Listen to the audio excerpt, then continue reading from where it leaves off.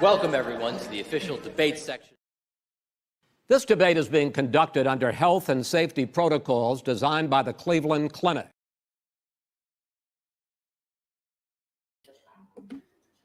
Okay, here we are, folks. We are live. Welcome to this episode of Incendiary. We are going to talk about what crimes are too heinous for comics. And with us today, of course, along with the panel, we've got our special guest, the Quaff. We're, of course, going to look at his campaign in a little bit. How you doing, Quaff? Thanks for being here. Doing great. Glad to be here. Yeah, it's been a while since we've spoken, so it's good to talk to you again. It's probably been more than a year, so it's cool that you're on the show. Oh, wow. Yeah. Time flies, huh? Yeah, right? No kidding. So I want to say welcome to Jake, Bionic Bra. Thanks for being here. Hey, man, I'm always happy to be here. You having a good week? Yeah, still unboxing everything in the new apartment, but you know, getting it there. I'm out in the living room right now, instead of my office. Oh, that's what you said last week. Things aren't going smoothly yet. I just can't find time with the 18-year-old needing to spend all my energy on him. I mean, the 18-month-old. Oh, I was like, 18-year-old. What happened there? That's quick. Megan would smack the shit out of me. Right. Hey, I heard some laughter back there. How you doing, Fanta? I'm doing well, thank you.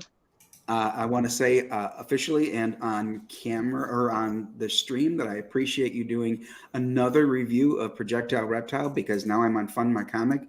Really appreciate that. I've really stagnated at You're 5 welcome. backers. In fact, Fall of Man #2, which launched tonight on Bancroft's show, already has more backers than I do. So good for Paul. Got to say, I'm glad for Paul Bird over there with Fall of Man #2. I definitely want to talk him up because he's one of my letterers. So everybody go back Fall of Man, so he stays in the comic business. Hey, and Fanta, if you think about it and you have a chance to look at his campaign, he also is on FundMyComic. I'm sorry, you roboted a little. Who is? His name is Paul Bird. He's AGE Comics, and he's on FundMyComic with the comic book called Fall of Man. Oh, Fall of Man too? Yep. Yeah, just launched an hour ago. Yeah. Right. Yeah. And Yeah, I let's say saw him on Bancroft. I was in there right before I came over here. Oh, okay, good. Yeah, is he doing good still?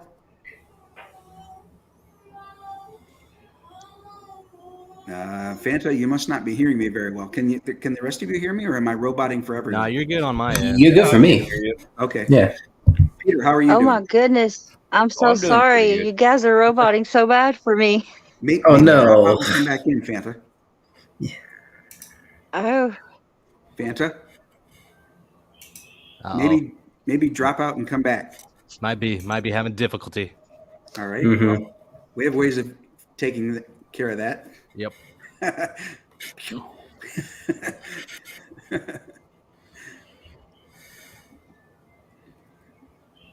All right. So let's see here. I also want to say hey to it's you, Jake. That's right. I was gonna say hey to whoever's in the chat. Okay, so There let's we go. set it up. Artifice just came in. Oh, there we go. Hey, what's up? Welcome, Manticore. Mm-hmm. Thanks for being here. Let's go ahead and set up our debate. So we're going to talk about what crimes are too heinous for comics. So that's not a yes or no question. So basically, let's look at it this way, Quaff. Are there crimes that are too heinous to depict in comic books? And you have to decide which side you want to be on. Yes, there are. There's some that you really shouldn't show. Or no, feel free to show whatever you want. I definitely think yes, there are some that should not be depicted. So I'm on that side. Yeah. You're on the yes side. All right. Yeah. So from the panel, assuming, yep, here she is. I was going to say, assuming Fanta comes back, how do we sound now, Fanta? sound good right now. If I Okay. get kicked, I'm so sorry. It must be something going on around here. Well, you got kicked because I kicked you. I figured you'd I come thought back I in. left on my own. No, I figured you'd notice that you were gone and sign back in because we were suggesting that you give that a try. Okay, so Quaff, you have to decide now from the four of us who's going to be your teammate on the side of yes, there are crimes too heinous to depict in comics. Oh, While you're wait. thinking about So that- depicting as in like in terms of imagery or like even in the story? Like what does depicting mean actually? That's a very good point. We have some. Yeah, you could allude to an act. Right. Yeah, we have And some not that we will talk about, I'm sure, tonight that imply that the crime was committed. And I think that makes a big difference. If you see it happen, then that may be too far. So let's say that what we're going to talk about is it's too far if you actually show it. And of course, we'll talk about some of those where the crime is implied. So who do you want on your team to agree with you that yes, there are crimes that are too heinous to depict? All right, I gotta go with my boy Bionic right here. Oh, here we go. So Bionic is on your team. Mm-hmm. Nice. All right. What else does he have to do? What else All does right. he? So since he's already selected me to be on his team, now you have 3 other people choose to debate against you, and the last man standing is the mediator. So do you want to go against Fanta and Peter, Fanta and Dojo, Dojo and Peter? Oh boy, am I here to? Oh boy. Okay. That's right. The pressure's on. Yeah. Well. Okay. I'll go with Dojo and Fanta. Okay. All right. We have the screen currently set up. Peter, that means you are the moderator. So you move us along and tell us whose turn it is. And of course, we always start with the guest, but then, take it from there, Peter.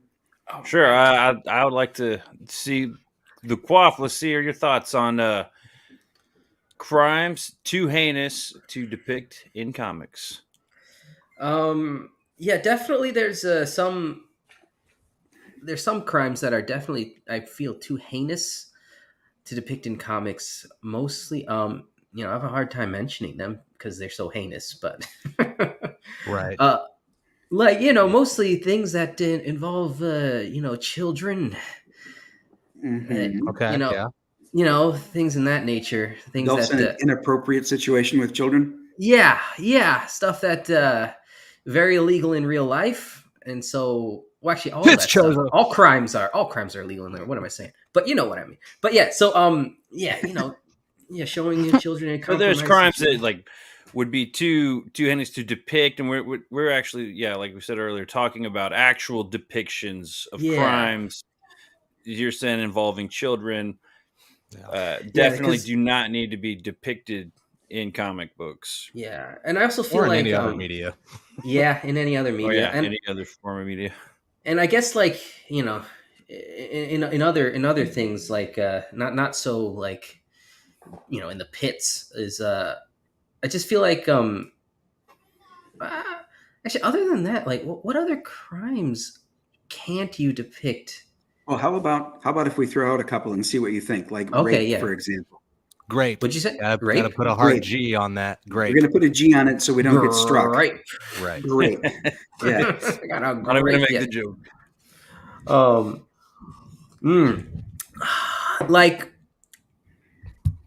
I think it. I Don't you dare say it can be done tastefully. no, yeah. That's a hard one because What about I- with a parental advisory label slapped on that comic? that one definitely has to be alluded to. So there's examples such as say the Watchmen. It's alluded to, but there is a panel in the Watchmen where the Joker, is The comedian. Comedian, yeah. Oh yeah, the comedian. Sorry, the comedian. Yeah, he's doing that, and they do show, a panel. It's not full. I don't know what you call that, But you do get the full-fledged. comedian's ass cheek. You definitely get the idea of what's happening. Actually, yeah. So he's That got is- bridge too far. Silk Spectre face down on the floor. He's obviously taking his belt off, and she's begging him to stop. Yeah. So Yeah. it's clear what's happening there. It's implied what happens from that point on, and the hooded justice walks into the room, sees what's going on, and stops him. Mhm. Now, what's crazy, it's depicted in the movie, more lightly than it is in the comic, because the blood is just pouring out on the floor in the comic.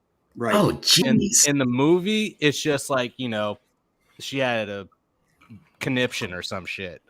But yeah, in the comic, it is way more well, look at who the artist and the writer is. But at the same time, it is done Well, tastefully. How about carefully?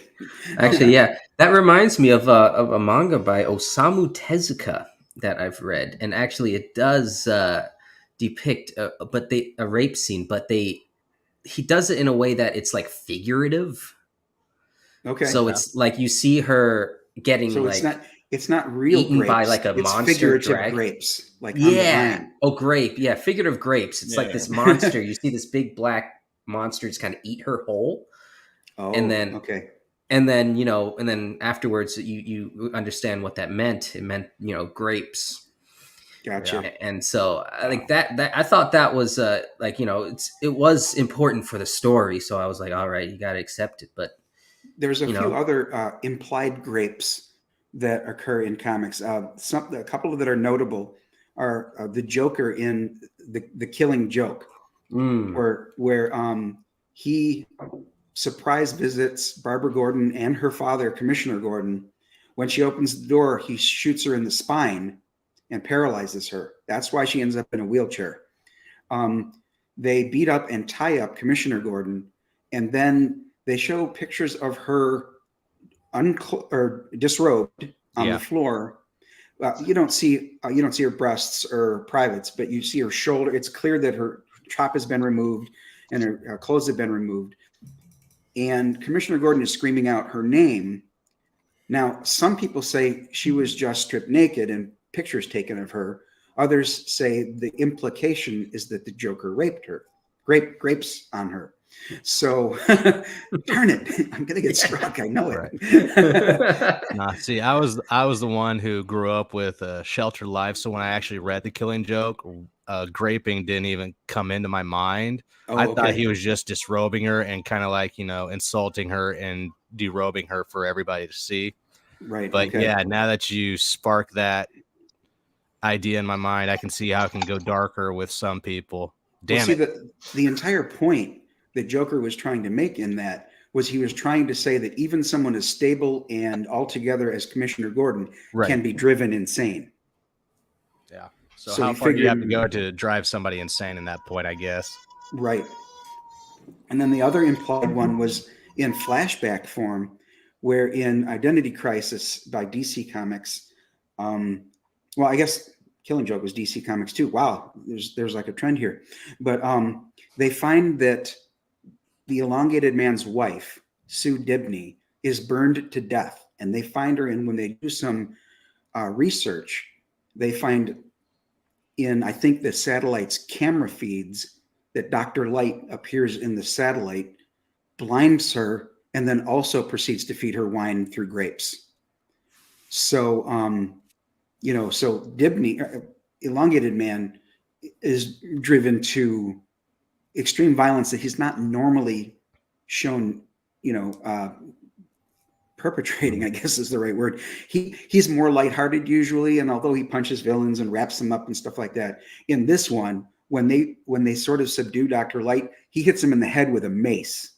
So, I mean, I don't blame him, but that's what sort of it led him to. And I think that this is far more than implying it, though you don't see what he does. You know what I'm saying? So it's an implication, but then they confirm that that's exactly what he did. Right. So, Quaff, are you saying they went too far? No, I don't think, like, I guess in terms of like, you said it was mostly like the implication. Like, I think if they show it too much, then it's mostly the visuals in that regards. I feel like that would be going too far. But if it's not really, because nobody, because I think the whole purpose of having that in the story is to be traumatic. Right. It's a traumatic story beat. But if you show it too much, then it just becomes like stomach churning, and nobody wants that when they're reading a book, when they're reading a comic book that they're supposed to be like, having at least, Good time. a good time. Yeah. Well, Right. so we've got on this side, one side saying we've got it's maybe okay to have it in the book, maybe not depicted fully, but what about the other side? Dojo, what are your thoughts on depicting heinous crimes such as grapes in comics? Well, I think at this time it would be appropriate to play a specific sounder. So we're going to go do that for a minute. Quaff, this is just to let you know that sometimes we are tasked with arguing a side we don't agree with.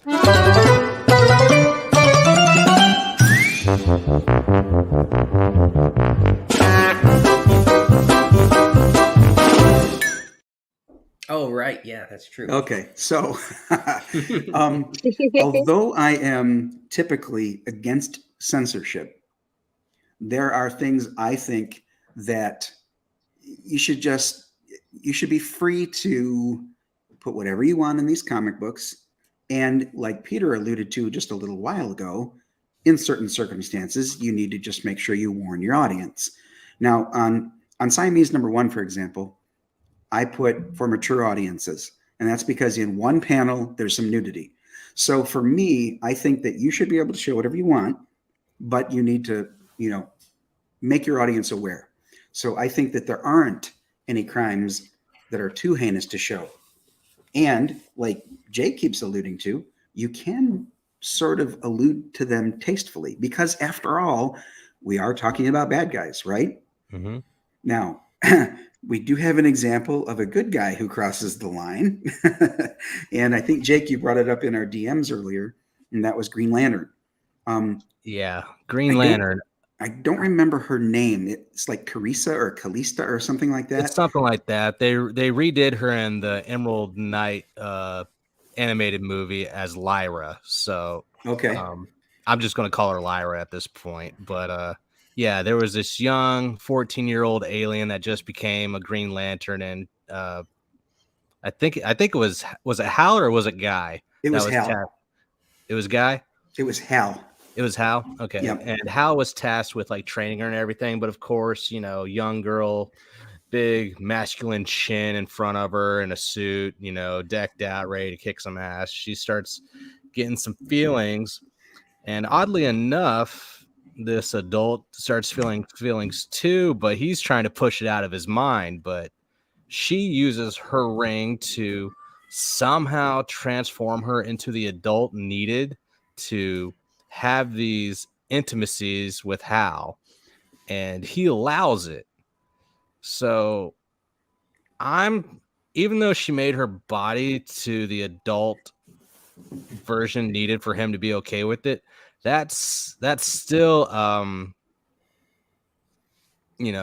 yes, that is in my still mind. a 14-year-old. Yes, it's still a 14-year-old, because all day, every day, you can say, yeah, these 14-year-olds need to stop drinking the hormone milk because they're developing what they shouldn't at that point.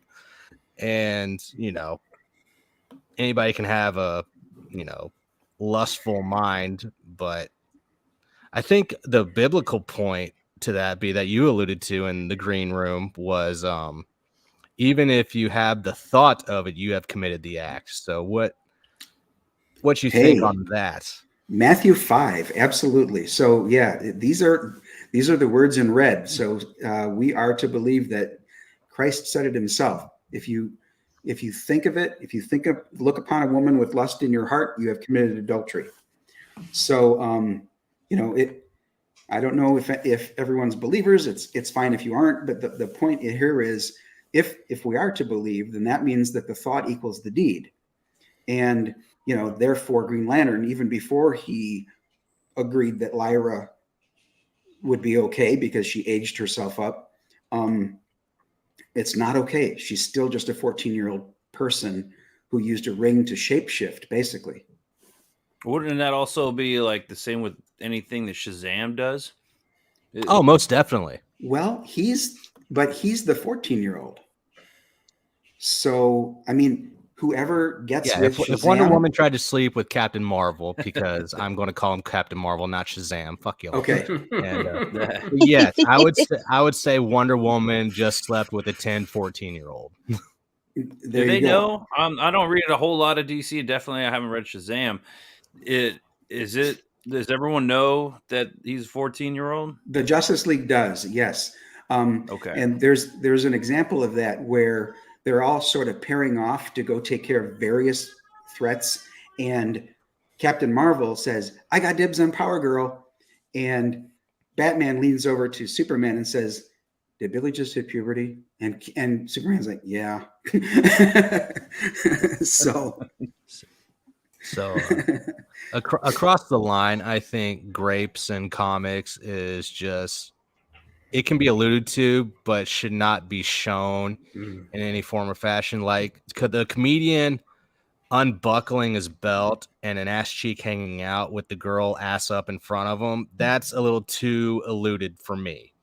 Now, for others, that might be just right where it needs to stop. But for me, even when I grew up as a teenager watching Dragon Ball Z and I saw Videl getting hammered at the World Martial Arts Tournament by the big brute, that was the first time as a child I almost turned off a cartoon because I couldn't stomach Gohan just sitting on the sideline like a bitch, not going to help the girl.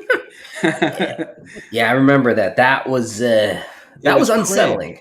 It was cringe, man. It was the first time I saw a girl actually getting her ass handed to her by a dude, and I was not about it. Okay. And I'm still not about it to this day, to be clear. But I think alluded to versus showing any kind of act can be done in a storytelling, tasteful way. Now, Kilgrave, and Peter, you brought this one up, I think, in the chat or in our DMs. Kilgrave has been in flashback stated to have had his way with Jessica Jones. Now, Kilgrave, the Purple Man, for anyone who doesn't know, if he speaks a command, unless you've got some kind of psionic resistance, you have to follow through with the order. And he can affect anyone within earshot. So he could shout to a crowd, kneel, and they all must. And Jessica Jones is no exception. So whenever he commanded her to do something, she had to. And the thing is, you're aware you're doing something against your will. So the whole thing is a nightmare. And it really affected her. They did depict her PTSD, if you will, in the television show, but it started in the comics. Yeah. We had also talked about Scarlet Witch. And I don't know if she did this in the comics per se, but I know in the show, the mind warping that entire town. I was in the comics. She took the powers away from the mutants. Right. It was a different kind of storyline, but the action still took place. Yes. Yeah, and I think the show would be more egregious than what happened in the comics. But Agreed. that's a fairly heinous crime, controlling people's minds, getting off the grapevine. That's actually another horrible thing that she did. Is atrocious. Agreed. Should that be depicted in comics? Something like that. Fanta, what do you think? Do Fanta Sarah, or Joe want to go? No, go ahead. Well, Oh, okay. She's here. Cool. I'm here. I was thinking. I'm sorry, I had a son come in the room and I didn't catch what was just said. Oh, okay. I can just say Wanda controlling minds for her own personal happiness. Right. Oh. The Scarlet Witch on the TV show WandaVision, she basically mind wiped or mind controlled an entire small town in order for her life to be perfect like she wanted it. Now, it gets unraveled, but that's sort of like later in the show. How do you think, is she crossing the line? Should that be allowed to be depicted in comics where an entire town is mind controlled? Well, it's pertinent to the story and it's for the greater good, I guess. But otherwise, possibly not, because then,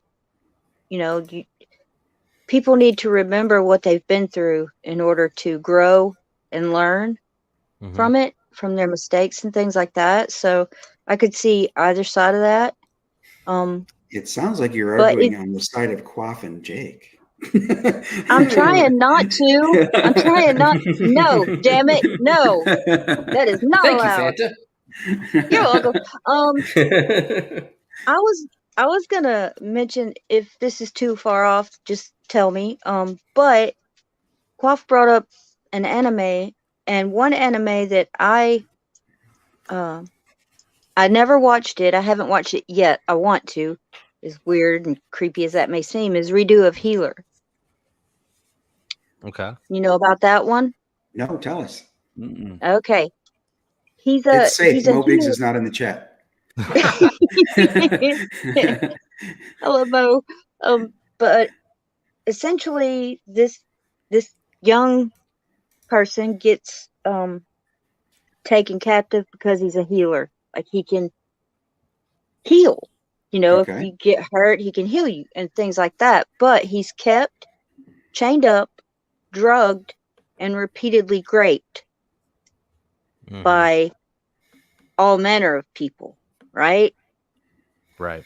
And I don't remember exactly how, but he gets away from it, but comes back to exact his revenge. And so, okay. in some really, really horrid, scary ways, Yeah, I haven't he gives them. seen. Oh, go ahead. I was just gonna say some of them are really, really graphic and cringy, but I mean, it was released, and I don't see a problem with that. As if you're going and you are exacting revenge on the ones that hurt you, and you hurt them in return. Sometimes that's okay with me.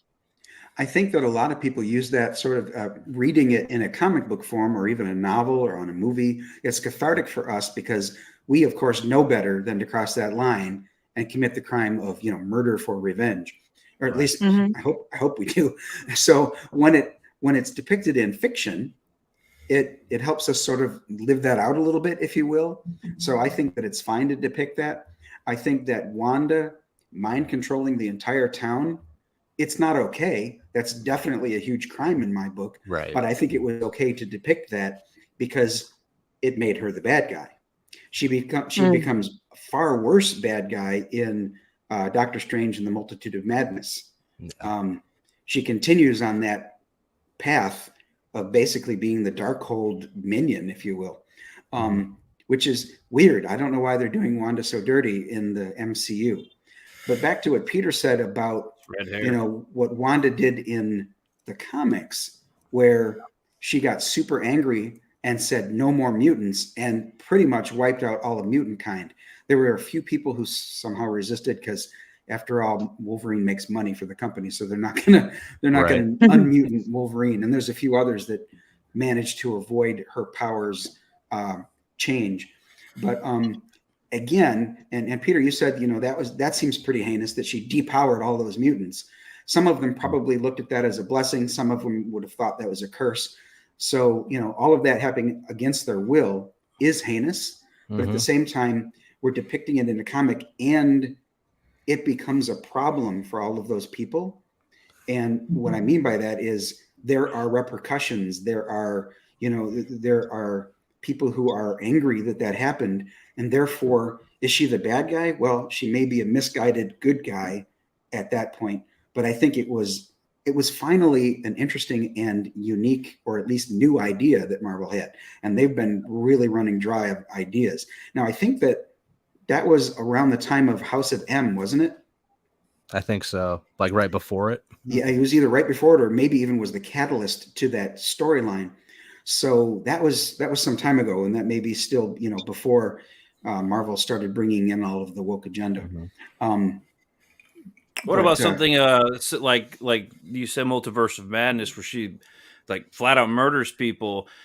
Murder itself depicted in comic books, or should it be alluded to? Is that something bionic? What are your thoughts on Sorry, what should depicting be alluded murder? to? Well, I'm asking if murder, it's like murdering somebody. The actual murder should be depicted in comics. 6 o'clock news Yeah, isn't always pretty. I'm okay with.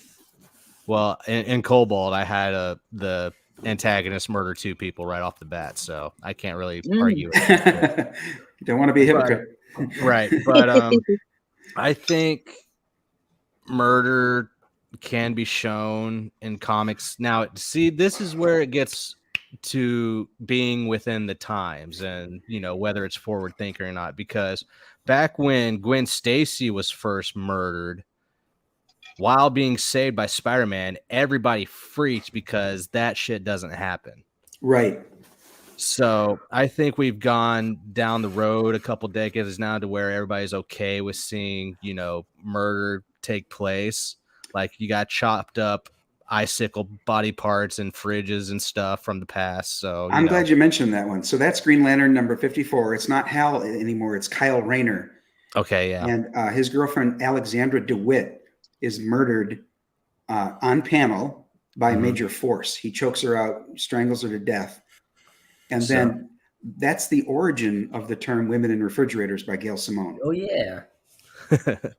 So I think we are so far. I think we're far gone enough from that to where we just need more shock value, which is basically all that they're doing right now with all this ideologue stuff in comics is just shock value. There's no purpose. There's no value to it. Right. Just to be there and to get people talking about it. Yeah, even the bad guys don't have motivation anymore. They're just trying to outshock the last guy. Exactly. And there could be something to be said about the deaths of countless henchmen that are kind of faceless, and they're not necessarily, they're like paper people, I guess. Right. Does it versus characters with stakes, Yeah. Characters that actually mean something to your protagonists and antagonists, people that keep the story glued together.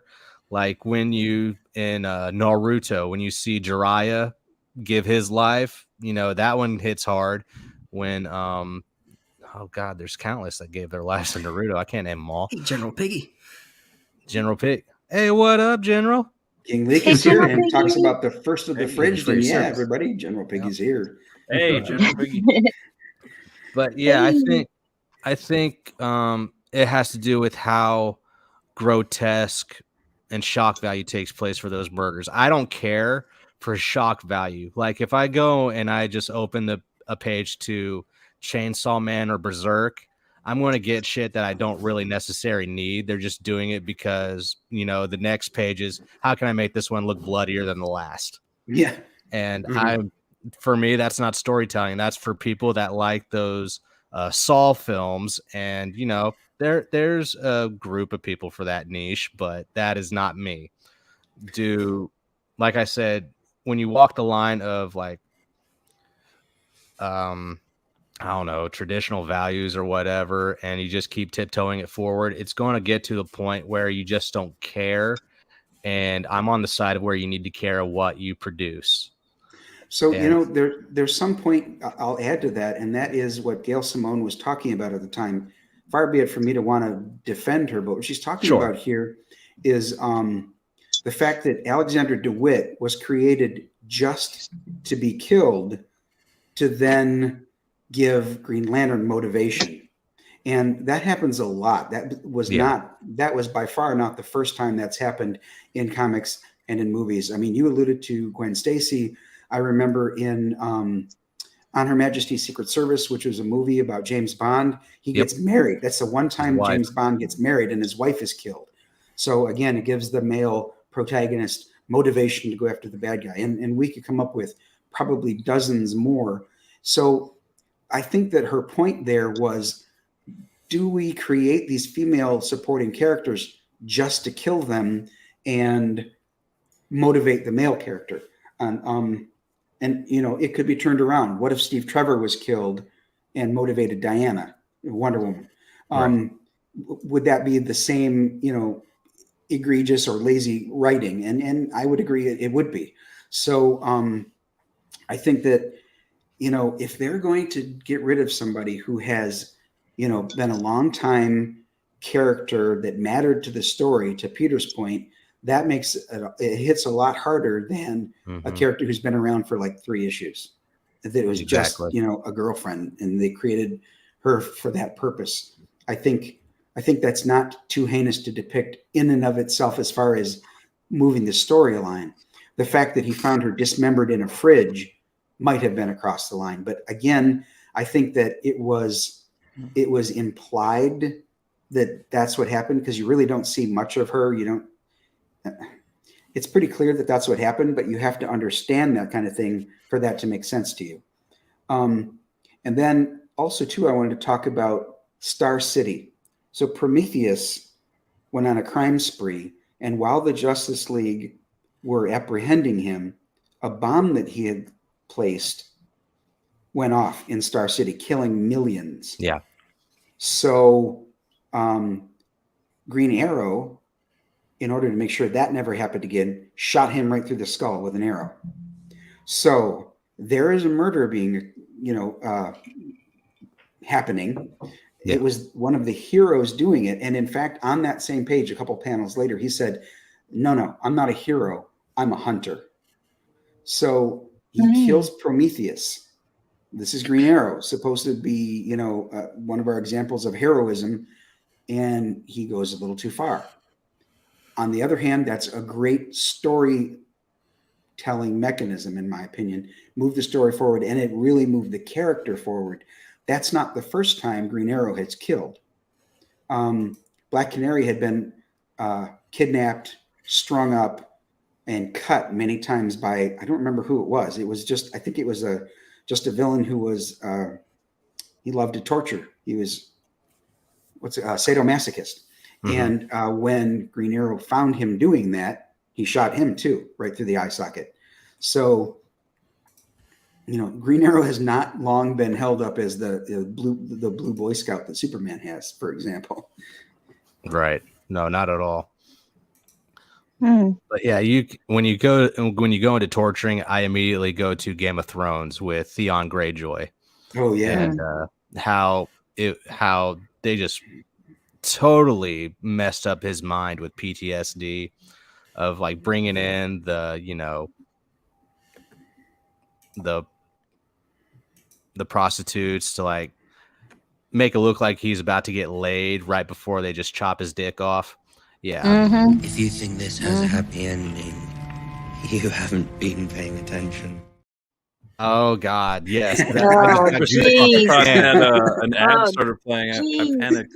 Yeah, I just got goosebumps again. God. But my favorite character development was Theon Greyjoy in Game of Thrones. So fuck yeah, Theon. But but yeah, again, it was done to where they knew it was alluded to, and even if the dude is screaming, they go off panel and they like zoom out onto the castle, the big high tower, which they do in almost every depiction in film. But I think it was done tastefully because you were shown how they're dismantling this guy's mind, and I think that had to do with storytelling and the growth of a character. So done that way, yes. I don't need you to show me the sword cutting off an appendage for me to get the idea. I get it. None of the appendages. I'm a dude. I'm gonna relate. I don't even have those appendages, and it hurts. Yeah. Now, I earlier said that Major Force had dismembered Alexandra DeWitt, but King Leek points out she was basically folded, like broken up and shoved in there, stuffed in there. So yeah. True, I don't think he ripped her apart, but he definitely shoved her in that fridge. So yeah, you're right. My bad on that. Peter, what is it you're showing here? Okay, this was actually, I was going to ask if you wanted me to pull this up. This is from Spawn, issue number 5. Okay. The infamous Billy Kincaid issue. Now, this is probably the worst panel in the whole comic, and it's disturbing when you understand the context that he's finger painting, as he put it, Oh with shit! children's fingers. Now, Right. this I think deserves like a parental advisory for sure. Yeah. But should it or should it not be depicted in comics? Anyone? The well, fingers. I'm on. Go ahead, Yeah. Quaff. Go ahead. Well, I'm on the things should not be depicted in comics camp. So I'll say this might be a little bit too far. Like you can I'm sure you can get the similar effect by going at least adult fingers. I'm not And really granted, sure what this was on the shelves in Walmart. I actually picked Yeah. this issue up in God Walmart. damn. Yeah, that see that should not be an unwitting parent might be like, "Oh, this character looks cool, let me buy it for my kid." And then it's like, what do you show in your kid? Just small fingers getting cut Yeah. up and Are they actually all- depicting children in the comic, or just like? Yes. No, it's Yeah. it's clear that Shirley Johnson approaches him in his ice cream truck, and he Yeah, invites they her don't inside. show the murders. They don't show anything nefarious, but it is heavily alluded to what's happening behind the scenes. So, kid, couple scenes of just saying, "Come here to my candy shop," and then next scene, fingers on paper. Right. Mhm. Yep. yeah, That's not next scene per that's a se, little but much. yeah, Yeah, I got a hard time with swallowing things that happen to kids. Yeah. Mhm. Yeah, that's pretty much so did Bond. where I draw the line is Oh yeah, that's Sorry. fucked up. Dude with makeup on. Yeah. No. Oh my God, no, yeah. No. No, that's also something that should not be depicted in comics, especially this day. I don't even need to be No, reading this is, that right there. Mhm. Well, this would be the redemption, I would say. Yeah, this is Oh, what yeah. happens to him Spawn. by Spawn. That's what happens. Yeah. So, like, well, I don't know. But is that too far?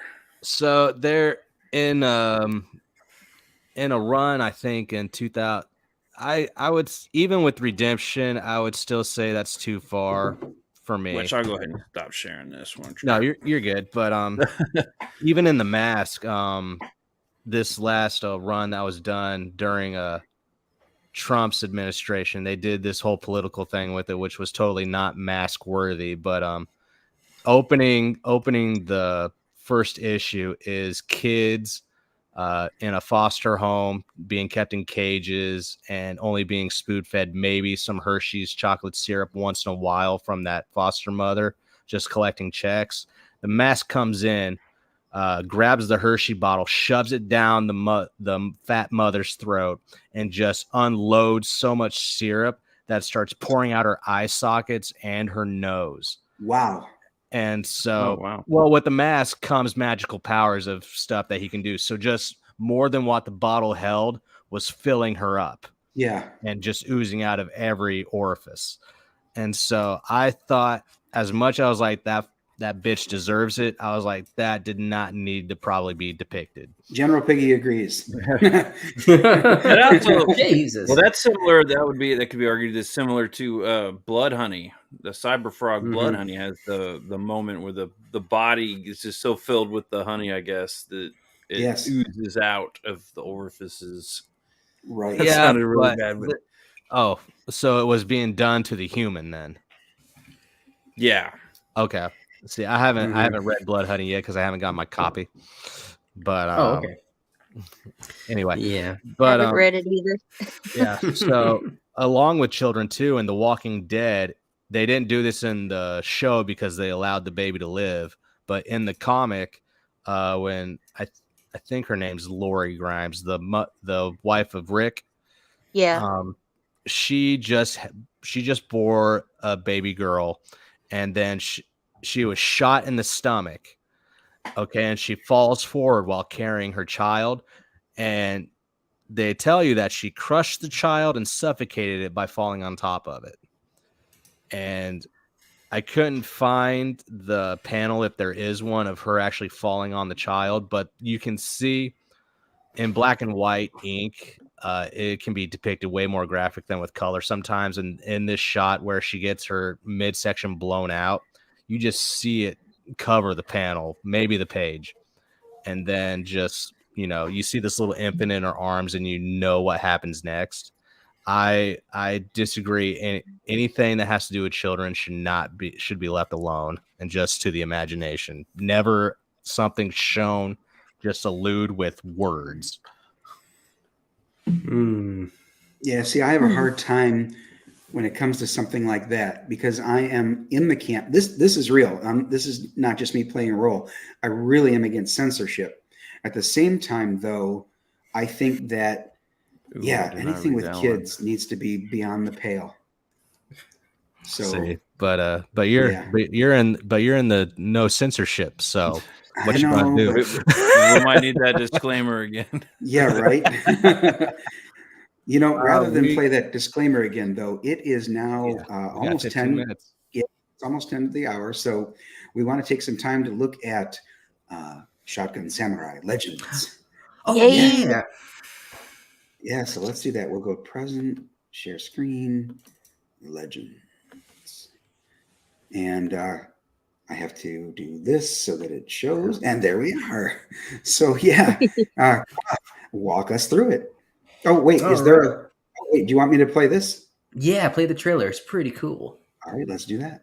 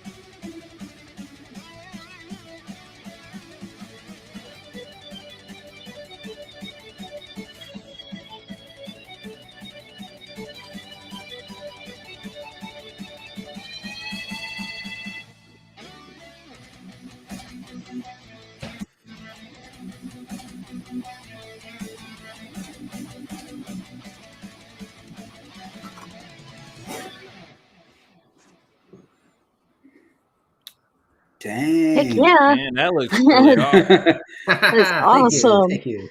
Wow. Yeah. No kidding. I do have to say that's the unmistakable art of Jose Garcia.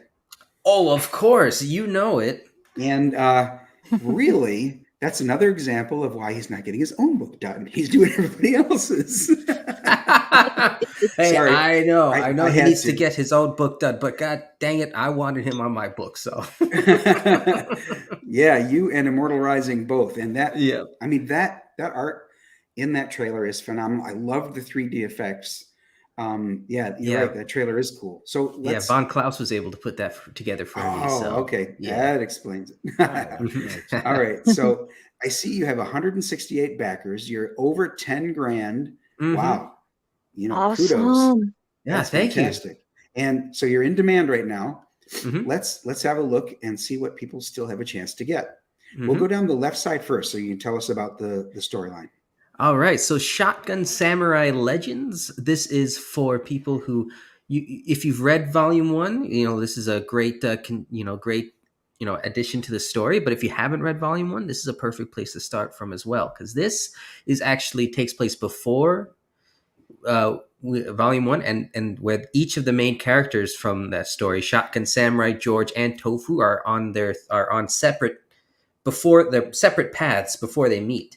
Okay. So we can see, we get a little tidbit of who they are, and where they came from, because so Shotgun Samurai comprises 3 stories. We got The Dragon Warrior, which is about Shotgun Samurai. Then we got Tales from the Ramen Shop.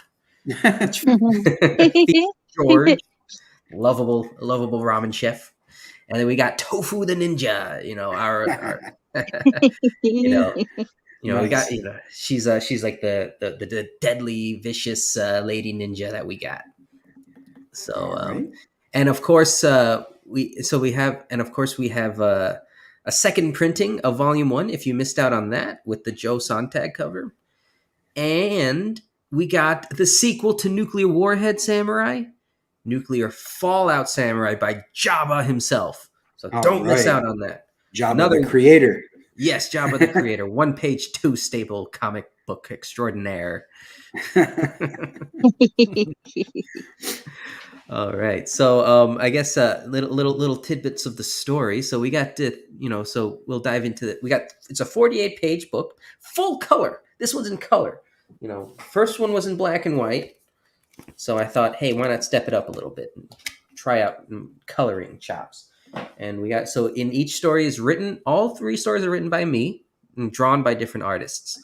So we got Dragon Warrior, of course, drawn by Jose Garcia. His art fits perfectly with the look and feel and the energy that is needed for Shotgun Samurai. Agreed. So, I was about to say, dude, I was like, if this is your art, you fucking upgraded exponentially in just a year. I know, right?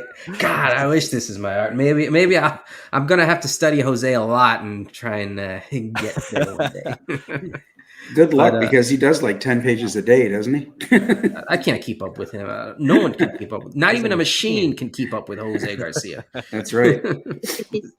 Man, but yeah, so Dragon Warrior tells the story of how Shotgun Samurai got recruited into the Shogun's army.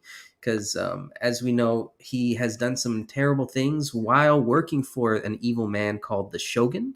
And now we see so before he was just a wandering samurai going from town to town, just barely scraping by. And then so we see how he enters that army and why he does those things that he does.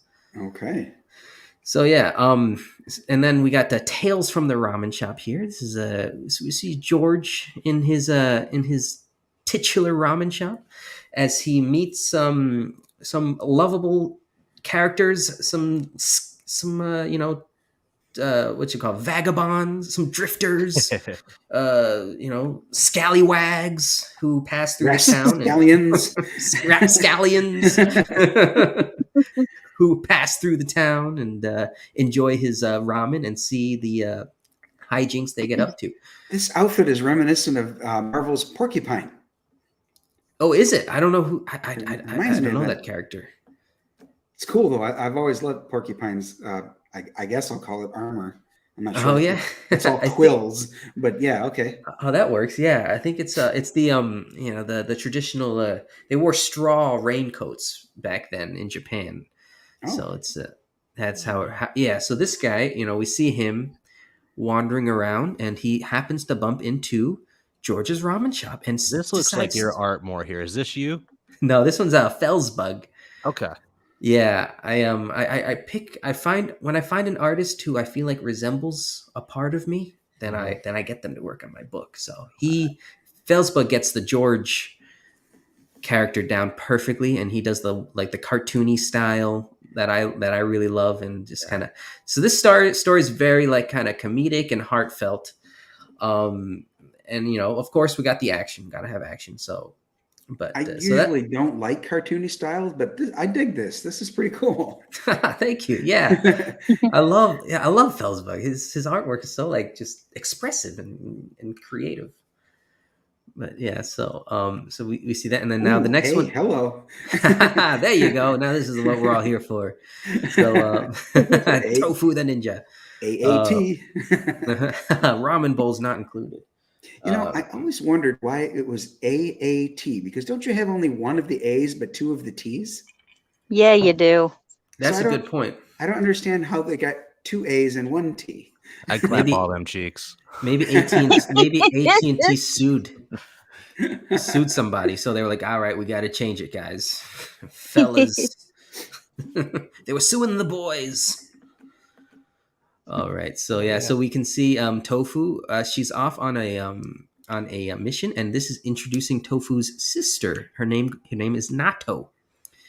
So Nato is the one in blue.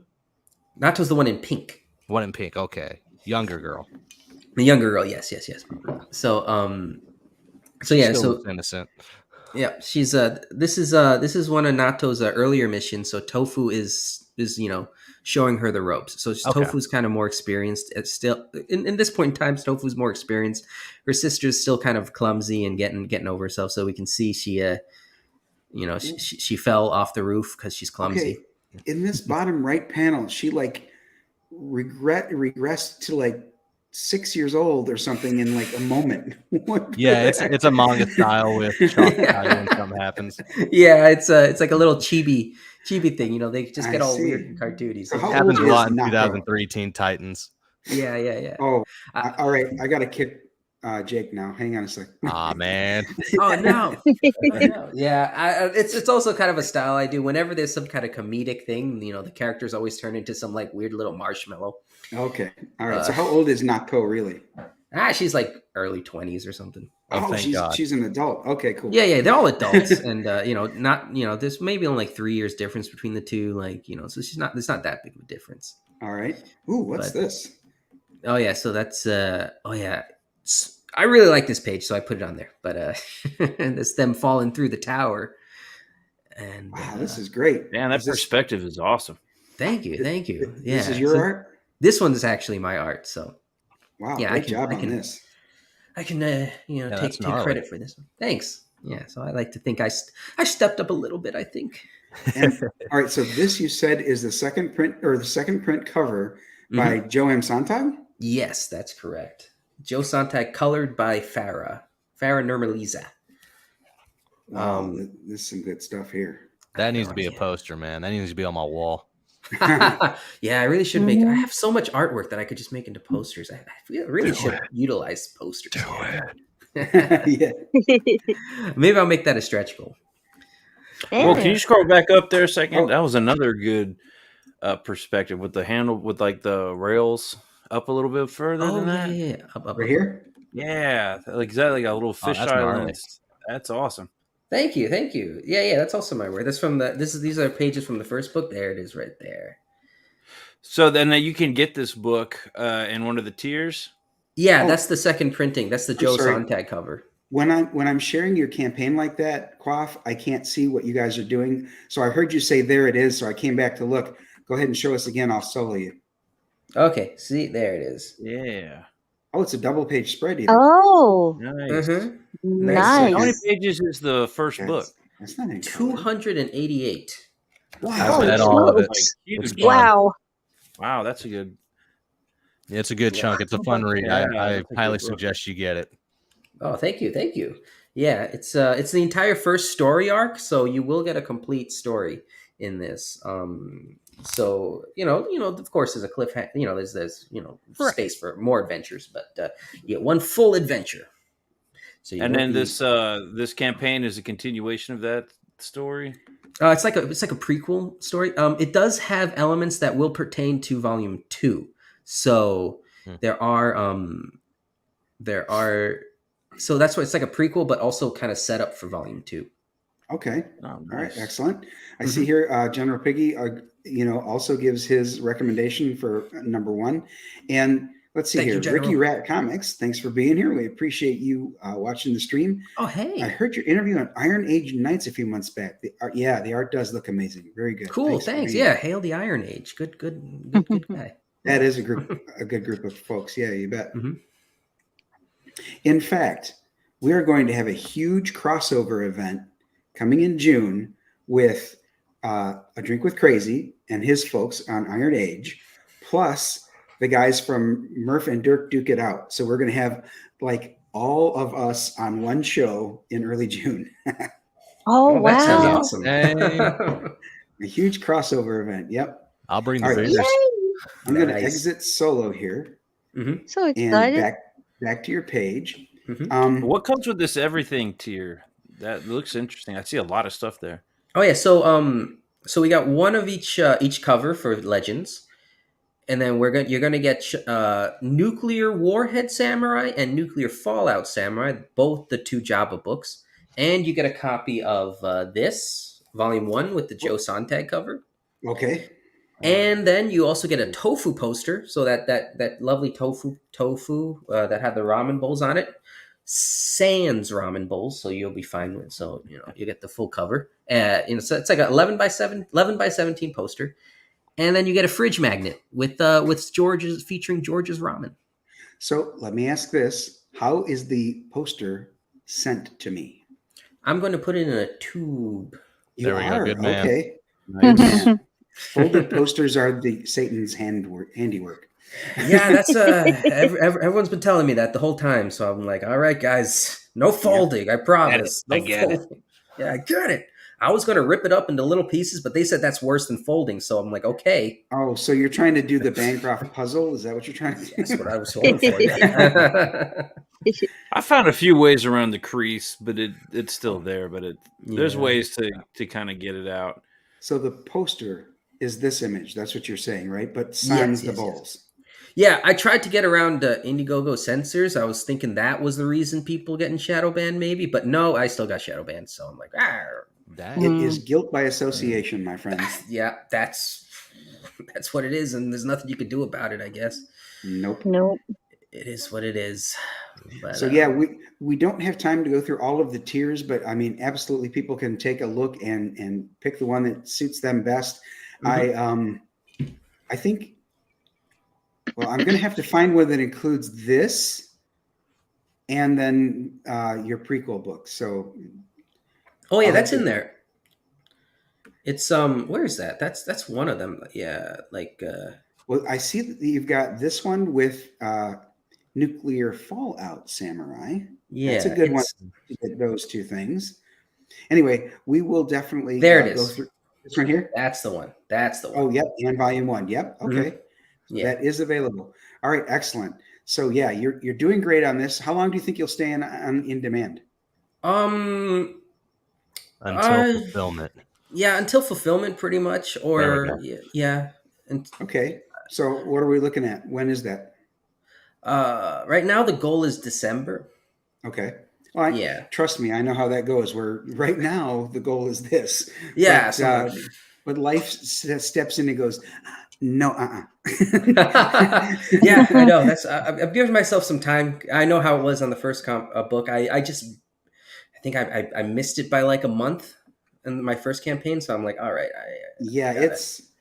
it's really proven to I be can't difficult speak. for a lot of us. Yeah, I am now 2 months late, and I hate it. I really hate it. But just 6 more pages to go on Projectile Reptile. I just got the cover from Mike Salter for Bog the Ash Can, so things are coming together. But yeah, I hate the fact that I'm late. Yeah. However, Quaff with Samurai or Shotgun Samurai Legends will not be late. He's going to be on time, and it's a phenomenal book, full color, 48 pages, 3 stories, prequels to the first volume. So yeah, actually get out there and back Shotgun Samurai Legends. Yeah. Oh yeah, because Dragon War and Ramen Shop are finished. The only thing that's left to be done is my pages for the tofu story. So that's about it. Cool. So pick it up, Nice. slacker. I know, right? Chop chop. I know you're a relatively new dad, so I understand. Yes, that is correct. So Totally get it. Totally get I have it. something else I'm cultivating at the same time. So Yeah, right. Yeah, daddyhood is very cool. It's been a few days since that was new to me, but yeah, it was awesome when that happened. So listen, I want to say thank you first of all to you, Quaff, for coming on the show for this. This was a fun debate. I mean, I think we could have probably gone on for another hour or more. I even had a few examples that we didn't touch on, but that's okay, because I think we covered some great topics there. I want to thank Peter and Fanta and Jake for being here. It's always fun to have you guys on the Thank panel. you. And the chat, you guys are super important. We love your input. We love that you're here for the show. And those of you who come back and watch this on the replay, because I know that there's like 100 streams going on all at the same time here on Wednesday night. So I really appreciate you coming and watching if you're watching on the replay. I want to let everybody know that next week, I confirmed it, Clayton Barton will be joining us, and we're going to have another rousing debate, and we'll go over his campaign, Borork. So looking forward to seeing you all next week on Incendiary. Yeah. Like, share, subscribe. That's right. yeah. Bye.